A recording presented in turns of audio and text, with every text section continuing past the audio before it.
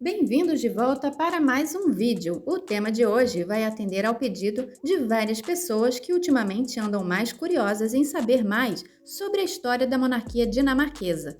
Com os recentes acontecimentos como a abdicação e proclamação de um novo rei e rainha, muita gente quer saber mais sobre como é a monarquia dinamarquesa, ainda mais por ela ter fama de ser uma das mais admiradas da Europa e uma das mais enxutas e modernas. Em pleno século XXI, é possível ter uma monarquia sem muita ostentação? Depois vocês contem aqui o que acham a respeito disso, mas para o vídeo não ficar muito longo, a gente vai focar nas últimas décadas, senão a gente teria que começar falando desde Gormo o Velho, no ano 958, e Harold I, que reinou de 958 a 986. E vocês sabiam que por muitos anos o país foi uma monarquia eletiva, onde os reis eram eleitos, mas geralmente era sempre o filho mais velho do rei que era escolhido.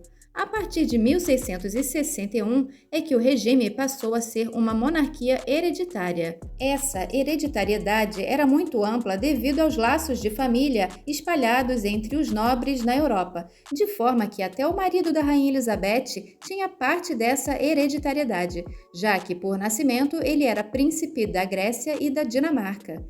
Isso mudou em 1953, quando a linha de sucessão foi limitada. Vamos então dar um pulo no tempo e falar sobre a dinastia da atual família real dinamarquesa, a partir do rei Christian X da Casa de Glücksburg. Antes de seguir com o vídeo, aquele recado para quem ainda não é inscrito no canal, aproveita então e já se inscreve, clica no sininho para ser avisado sobre novos vídeos e já vai deixando o like nesse vídeo. Se a gente pensar que quem está assumindo o trono agora é o rei Frederic X, quantos Fredericos já vieram antes dele, não é? Afinal, essa é uma das monarquias mais antigas do mundo, sendo que o rei Frederic I reinou por apenas 10 anos, de 1523 a 1533. De lá para cá, uma das curiosidades da monarquia dinamarquesa é que os reis foram sempre chamados Christian ou Frederic, alternando entre Frederic II, Christian IV, Frederic III, Christian V e assim por diante. O rei Christian IX reinou de 1863 a 1906, data do seu falecimento. A seguir, o rei Frederic VIII pegou praticamente a virada do século, mas foi o monarca depois dele, Christian X, que pegou o período mais difícil em toda a Europa. Seu reinado, de 1912 a 1947, passou pelas duas grandes guerras. Não deve ter sido nada fácil, já que a Dinamarca também foi invadida pela Alemanha em 1940. Já Frederic IX pegou a Europa pós-guerra de 1947 a 1972, com sua geopolítica bastante alterada, com grandes mudanças e uma nova ordem mundial em vigor. E quem veio depois dele? Justamente a rainha Margaret II, que assumiu o trono em 1972 e permaneceu por 52 anos. Como o pai dela só teve filhas mulheres, a coroa dinamarquesa teria como sucessor o irmão do rei, que se chamava Príncipe Canuto. Porém, o ato de sucessão mudou as regras e a filha mais velha de Frederic IX passou então a ser a sucessora. A rainha se casou com Henri de la Borde de Montpezat, nascido na França, que na época do seu falecimento, em 2018, acabou virando assunto, pois ele havia pedido para não ser enterrado ao lado de Margaret, quebrando uma tradição de 400 anos. Segundo relatos, o motivo teria sido por ele nunca ter se considerado igual a ela, não se considerava parte da dinastia e se sentiu relegado por muitos anos, já que quem tinha o papel ao lado da rainha em muitas ocasiões oficiais da coroa era o filho mais velho do casal, herdeiro do trono, e não ele, o marido. Por conta disso, em 2008, a rainha criou o título hereditário Conde de Montpezat para seus filhos, em homenagem ao sobrenome do marido, um título que iria então passar de pai para filho dali em diante, passando a fazer parte da dinastia Glücksburg. No entanto, em 2016, Henri renunciou ao título de príncipe consorte. Ele passou a vida insatisfeito com sua posição na monarquia, mas declarou que nada disso era culpa nem da rainha, nem de seu filho mais velho. E como é a relação do povo com a monarquia dinamarquesa?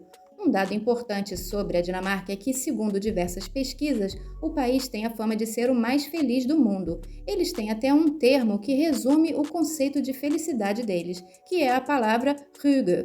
Não há uma tradução exata para o português, mas pode-se dizer que essa palavra engloba bem-estar, aconchego, um estilo de vida focado no que é mais essencial, e um dos lugares onde os dinamarqueses mais encontram isso é no conforto do lar. Até porque, com muitos meses de frio, a casa é o principal refúgio. Talvez por ter esse conceito da busca pelo essencial é que a monarquia não seja o principal foco dos dinamarqueses. E aí nem pegaria bem ter uma família real que ostentasse. Afinal, a ostentação não combina com a busca pela essência e por uma vida com mais sentido, mais consciência. Esses são valores muito relevantes para os dinamarqueses. Observando a trajetória de Margaret II, vemos que ela é uma figura mais acessível do que era a rainha Elizabeth, procurando se encaixar dentro dessa filosofia de vida dos dinamarqueses. E para quem não sabe, Margaret tem um trabalho totalmente à parte da coroa. Ela é artista plástica e ilustrou diversas obras conhecidas, usando um pseudônimo. Uma dessas obras é o filme dinamarquês A Ninfa do Lago, que faz parte do catálogo da Netflix. Outras obras da rainha podem ser apreciadas em alguns museus da Dinamarca. E foi no reinado de Margaret II que uma outra mudança chegou em 2009. Uma regra estabelecia que a linha de sucessão não teria mais como prioridade os filhos homens do monarca, e sim o filho ou filha mais velha. Ou seja, os homens não têm mais preferência sobre as mulheres na linha de sucessão.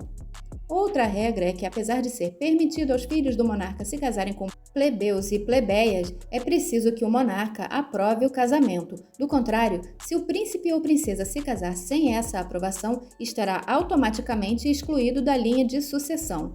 Outra obrigatoriedade é que o monarca deve ser membro da Igreja Luterana da Dinamarca. Por esse motivo, a atual rainha Mary se converteu ao se casar. Aliás, os atuais monarcas Frederick X e Mary moram no Palácio Frederick VIII, que faz parte do complexo do Palácio Amalienborg, residência oficial da família real. Lembrando antes de seguir que quem tiver interesse para ver os vídeos sobre a abdicação da rainha e sobre as origens de Mary, basta clicar nos links no fim do vídeo e na descrição. Como todos já sabem, a rainha Margaret deixou o trono e 2024 começou com novos reis antes do que o povo esperava. E para quem estava se perguntando como iria ficar o título de Margaret II, de acordo com alguns jornais, ela vai manter o título de rainha. Ainda sobre as características da coroa dinamarquesa, a principal função dos monarcas é representar o reino no exterior e ser um símbolo de união do povo, não tomando parte em nenhuma decisão política, visto que o país nórdico é parlamentarista.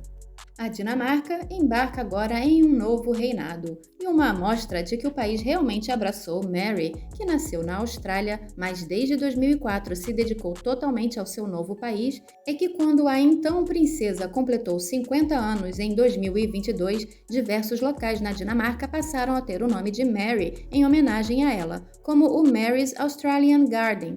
Os novos monarcas têm 4 filhos, sendo os mais novos um casal de gêmeos. Agora, Christian, o filho mais velho de Frederick e Mary, passa a ser o príncipe herdeiro. Ele completou 18 anos em 2023, com um grande baile que reuniu a realeza europeia. Parecia até um baile como na história da Cinderela.